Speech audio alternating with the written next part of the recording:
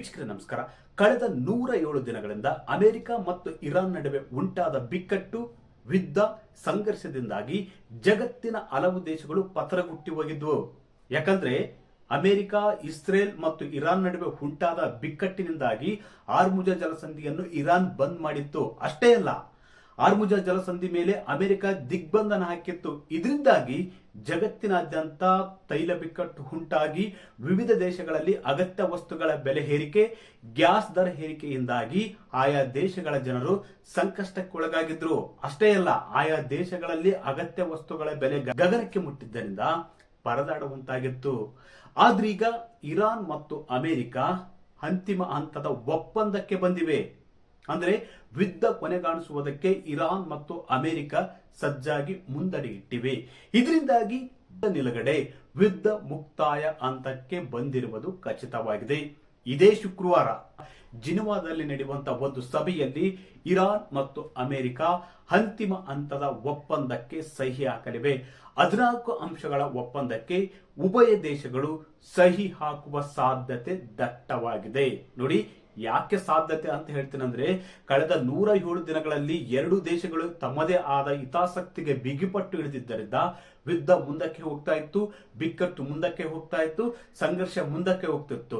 ಇದರಿಂದಾಗಿ ಹಾರ್ಮುಜ ಜಲಸಂಧಿ ಬಂದ್ ಮಾಡಿದ್ದರಿಂದ ಜಗತ್ತಿನ ಎಲ್ಲಾ ದೇಶಗಳಿಗೂ ಕೂಡ ತೊಂದರೆ ಆಗಿತ್ತು. ಹೀಗಾಗಿ ಶುಕ್ರವಾರ ಅಂತಿಮ ಹಂತದ ಒಪ್ಪಂದಕ್ಕೆ, 14 ಅಂಶಗಳ ಒಪ್ಪಂದಕ್ಕೆ ಎರಡೂ ದೇಶಗಳು ಸಹಿ ಹಾಕಲಿವೆ.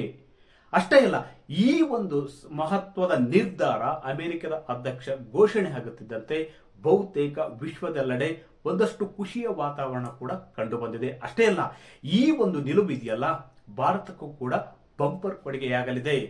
ಹಾಗೆ ಅಂತಾರಾಷ್ಟ್ರೀಯ ತೈಲ ಮಾರುಕಟ್ಟೆಯಲ್ಲಿ ತೈಲ ಬೆಲೆ ದಿಢೀರಂತ ಇಳಿಕೆ ಆಗಿದೆ. ವೀಕ್ಷಕರೇ ನೋಡಿ, ಕರಡು ಒಪ್ಪಂದದಲ್ಲಿ ಇರುವ ಆ 14 ಅಂಶಗಳಾದ್ರೂ ಏನು?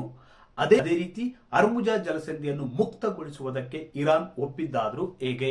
ವೀಕ್ಷಕರು ನೋಡಿ, ಕಳೆದ 4 ತಿಂಗಳಿಂದ ನಡೀತಿತ್ತಲ್ಲ ಯುದ್ಧ, ಅದು ಪ್ರತಿ ಹಂತದಲ್ಲೂ ಮಾತುಕತೆಗೆ ಬಂದಾಗಲೂ ಕೂಡ ಎರಡು ದೇಶಗಳು ತಮ್ಮದೇ ಆದ ಬಿಗಿಪಟ್ಟು ಹಿಡಿದಿದ್ದರಿಂದ ಅದು ಮತ್ತೆ ಮುಂದಕ್ಕೆ ಹೋಗ್ತಿತ್ತು. ಇರಾನ್ ಏನು ಹೇಳ್ತಿತ್ತಪ್ಪ ಅಂದ್ರೆ, ನೋಡಿ, ಹಾರ್ಮುಜ ಜಲಸಂಧಿ ನಾನು ಮುಕ್ತಗೊಳಿಸ್ತೀನಿ, ಆದ್ರೆ ಅಲ್ಲಿ ಒಂದಷ್ಟು ಶುಲ್ಕ ವಿಧಿಸುವುದಕ್ಕೆ ತನಗೆ ಅವಕಾಶ ಕೊಡಬೇಕು, ಅದೇ ರೀತಿ ಅಣುವಸ್ತ್ರ ಕಾರ್ಯಕ್ರಮಗಳನ್ನು ಮುಂದುವರಿಸುವುದಕ್ಕೆ ಅವಕಾಶ ಕೊಡಬೇಕು, ಅದೇ ರೀತಿ ಯಾವುದೇ ನಿರ್ಬಂಧವನ್ನು ಹೇರಬಾರದು ಅಂತ ಇರಾನ್ ಪ್ರತಿ ಬಾರಿ ಕೂಡ ಅಮೆರಿಕದ ಮುಂದೆ ಇಡುತ್ತಿತ್ತು. ಆದ್ರೆ ಅಮೆರಿಕ ಇದ್ಯಾವುದಕ್ಕೂ ಕೂಡ ಹೋಗ್ತಾ ಇರಲಿಲ್ಲ.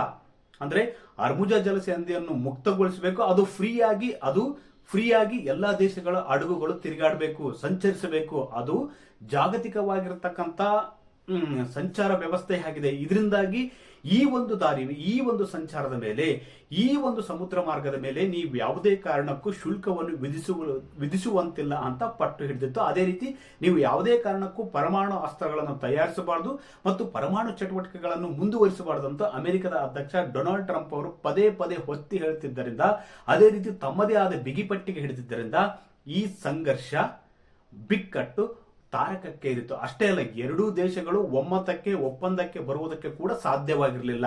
ಆದ್ರೀಗ ಸತತ ಮಾತುಕತೆಯ ಮೂಲಕ, ಅದೇ ರೀತಿ ಅಮೆರಿಕದ ಅಧ್ಯಕ್ಷ ಬಹುದೊಡ್ಡ ಹಿನ್ನಡೆಯನ್ನು ಅನುಭವಿಸಿದ್ದಾರೆ. ಅಷ್ಟೇ ಅಲ್ಲ, ಇಡೀ ದೇಶದಲ್ಲಿ, ಅಮೆರಿಕದಲ್ಲಿ ಕೂಡ ಅಮೆರಿಕದ ಅಧ್ಯಕ್ಷರ ವಿರುದ್ಧ ಆಕ್ರೋಶ ವ್ಯಕ್ತವಾಗ್ತಿದೆ. ಅದೇ ರೀತಿ ಜಾಗತಿಕವಾಗಿ ಕೂಡ ಆಕ್ರೋಶ ವ್ಯಕ್ತವಾಗ್ತಿದೆ.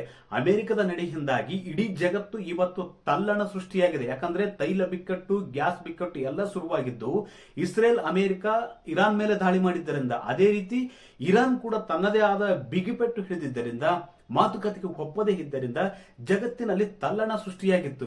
ಹೀಗಾಗಿ ಈ ಎಲ್ಲದಕ್ಕೂ ಕೂಡ ಕೊನೆಗಾಣಿಸಲು ಎರಡೂ ದೇಶಗಳು ಮಾತುಕತೆಗೆ, ಒಪ್ಪಂದಕ್ಕೆ ಮುಂದಾಗಿವೆ.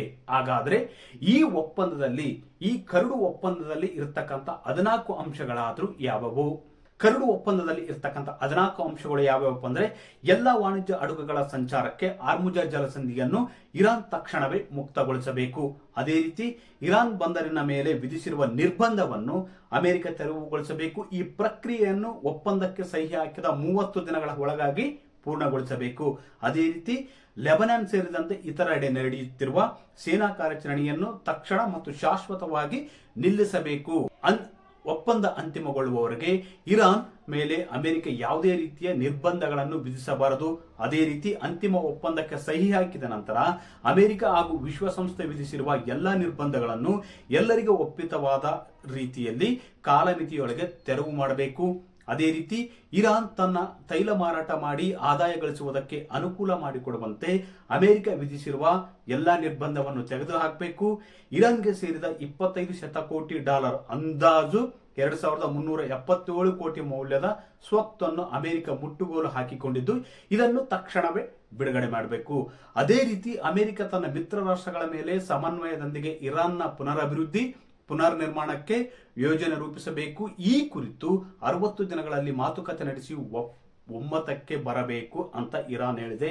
ಅದೇ ರೀತಿ ಅಂತಿಮ ಒಪ್ಪಂದಕ್ಕೆ ಒಳಪಟ್ಟಂತೆ ಇರಾನ್ ತನ್ನ ಅಣ್ವಸ್ತ್ರ ಕಾರ್ಯಕ್ರಮದಲ್ಲಿ ಯಥಾಸ್ಥಿತಿ ಕಾಪಾಡಲಿದೆ. ಅಂದ್ರೆ ಯುರೇನಿಯಂ ಸಮೃದ್ಧೀಕರಣ ಮತ್ತು ಇದಕ್ಕೆ ಸಂಬಂಧಿಸಿದ ಸೌಲಭ್ಯಗಳ ವಿಸ್ತರಣೆ ಕೈ ಬಿಡಲಿದೆ. ಮತ್ತು ಇಸ್ರೇಲ್ ಪಡೆಗಳು ಫೆಬ್ರವರಿ 28ರಂದು ದಾಳಿ ಆರಂಭಿಸಿದಾಗಿನಿಂದ ಸುಮಾರು $270 ಬಿಲಿಯನ್ ಅಂದಾಜು 25 ಲಕ್ಷ ಕೋಟಿ ನಷ್ಟ ಅನುಭವಿಸಿರುವುದಾಗಿ ಇರಾನ್ ಹೇಳಿಕೊಂಡಿದೆ. ಇದರ ಪಾವತಿ ಬಗ್ಗೆ ಕೂಡ ಪಾವತಿ ಕುರಿತು ಸ್ಪಷ್ಟ ನಿಲುವು ತಿಳಿಸಬೇಕು. ಅದೇ ರೀತಿ 60 ದಿನಗಳ ಮಾತುಕತೆಯ ಅವಧಿಯಲ್ಲಿ ಅಮೆರಿಕವು ಈ ಪ್ರದೇಶಕ್ಕೆ ಹೆಚ್ಚುವರಿ ಮಿಲಿಟರಿ ಪಡೆಗಳನ್ನು ನಿಯೋಜಿಸುವುದಿಲ್ಲ ಅಥವಾ ಹೊಸ ನಿರ್ಬಂಧಗಳನ್ನು ವಿಧಿಸುವುದಿಲ್ಲ ಎಂದು ಕರಡು ಪ್ರತಿಯಲ್ಲಿ ಉಲ್ಲೇಖಿಸಲಾಗಿದೆ. ನೋಡಿ, ಇದರಲ್ಲಿರ್ತಕ್ಕಂಥ ಕರಡು ಒಪ್ಪಂದದಲ್ಲಿರ್ತಕ್ಕಂಥ ಈ 14 ಅಂಶಗಳಾಗಿವೆ. ಅದೇ ರೀತಿ ಇರಾನ್ ಮತ್ತು ಅಮೆರಿಕ ಅಂತಿಮ ಹಂತದ ಒಪ್ಪಂದಕ್ಕೆ ಬಂದಿದ್ದರಿಂದ ಬಹುತೇಕ ಜಗತ್ತಿನಾದ್ಯಂತ ಎಲ್ಲಾ ದೇಶಗಳಿಗೆ ಅನುಕೂಲವಾಗಲಿದೆ. ಯಾಕಂದ್ರೆ ಅರ್ಮುಜ ಜಲಸಂಧಿಯನ್ನು ಮುಕ್ತಗೊಳಿಸಿದ್ರೆ ಎಲ್ಲಾ ದೇಶಗಳ ವಾಣಿಜ್ಯ ಹಡಗು ಸಂಚಾರ ಸುಲಭವಾಗಲಿದೆ. ಇದರಿಂದ ಆಯಾ ದೇಶಗಳ ತೈಲ ಬಿಕ್ಕಟ್ಟು, ಗ್ಯಾಸ್ ಬಿಕ್ಕಟ್ಟು ಬಗೆಹರಲಿದೆ. ಅದೇ ರೀತಿ ಹಣದುಬ್ಬರ ಕೂಡ ಇಳಿಕೆಯಾಗಲಿದೆ. ಇದರಿಂದ ಜನರ ಮೇಲೆ ದರದ ಹೊರೆ ಭಾರ ಮಾತ್ರ ಕಡಿಮೆಯಾಗಲಿದೆ. ಇಲ್ಲಿ ಇನ್ನೊಂದು ವಿಶೇಷವಾಗಿ ಗಮನಿಸಬೇಕಾದ ಅಂಶ ಏನಪ್ಪಾ ಅಂದ್ರೆ ಭಾರತಕ್ಕೆ ಕೂಡ ಬಂಪರ್ ಲಾಭವಾಗಲಿದೆ. ನೋಡಿ, ಮೊದಲನೇದಾಗಿ ಅರ್ಮುಜಾ ಜಲಸಂಧಿ ಬಿಕ್ಕಟ್ಟು ಬಗೆಹರಿದ ಮೇಲೆ ವಾಣಿಜ್ಯ ಹಡಗುಗಳು ಸಂಚಾರ ಸರಾಗವಾಗಲಿದೆ. ಇದರಿಂದ ತೈಲ ದರ ಇಳಿಕೆಯಾಗಲಿದೆ. ನೋಡಿ, ವೆಚ್ಚ ಕಡಿಮೆ ಆಗಿದ್ರನ್ನ ಸುತ್ತುವರೆದು ತೈಲ ಮತ್ತು ಗ್ಯಾಸ್ ಅನ್ನು ತರಿಸಿಕೊಳ್ಬೇಕಾಗಿತ್ತು. ಅದೇ ರೀತಿ ಇಂಥ ಸಂದರ್ಭದಲ್ಲಿ ಬಿಕ್ಕಟ್ಟು ಕೂಡ ಅವಘಡಗಳು ಕೂಡ ಸಂಭವಿಸುತ್ತಿದ್ವು, ವೆಚ್ಚ ಕೂಡ ಜಾಸ್ತಿ ಆಗ್ತಿತ್ತು. ಈಗ ಅರ್ಮುಜಾ ಜಲಸಂಧಿ ಫ್ರೀ ಆಗಿರುವುದರಿಂದ ತೈಲ ದರ ಕಡಿಮೆಯಾಗಲಿದೆ. ಇದರಿಂದ ಭಾರತದಲ್ಲಿ ಹಣದುಬ್ಬರ ಇಳಿಕೆಯಾಗಲಿದೆ, ವಸ್ತುಗಳ ಬೆಲೆ ಕಡಿಮೆಯಾಗಲಿದೆ ಮತ್ತು ಸರ್ಕಾರ ಹೆಚ್ಚಿಸಿರುವಂತಹ ದರಗಳನ್ನು ಕೂಡ ಕಡಿಮೆ ಮಾಡುವ ಸಾಧ್ಯತೆಯನ್ನು ಕೂಡ ತಳ್ಳಿ ಹಾಕುವಂತಿಲ್ಲ.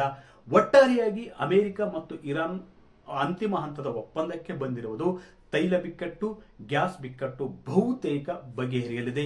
ಇನ್ನೂ ವಿಶೇಷ ಏನಪ್ಪಾ ಅಂದ್ರೆ ಈ ಎರಡು ದೇಶಗಳು ಅಂತಿಮ ಹಂತದ ಒಪ್ಪಂದಕ್ಕೆ ಬಂದಿರುವುದರಿಂದ ಕಚ್ಚಾ ತೈಲ ಬೆಲೆಯಲ್ಲಿ, ಅಂತಾರಾಷ್ಟ್ರೀಯ ಮಾರುಕಟ್ಟೆಯಲ್ಲಿ ಕಚ್ಚಾ ತೈಲ ಬೆಲೆಯಲ್ಲಿ ಭಾರಿ ಇಳಿಕೆಯಾಗಿದೆ.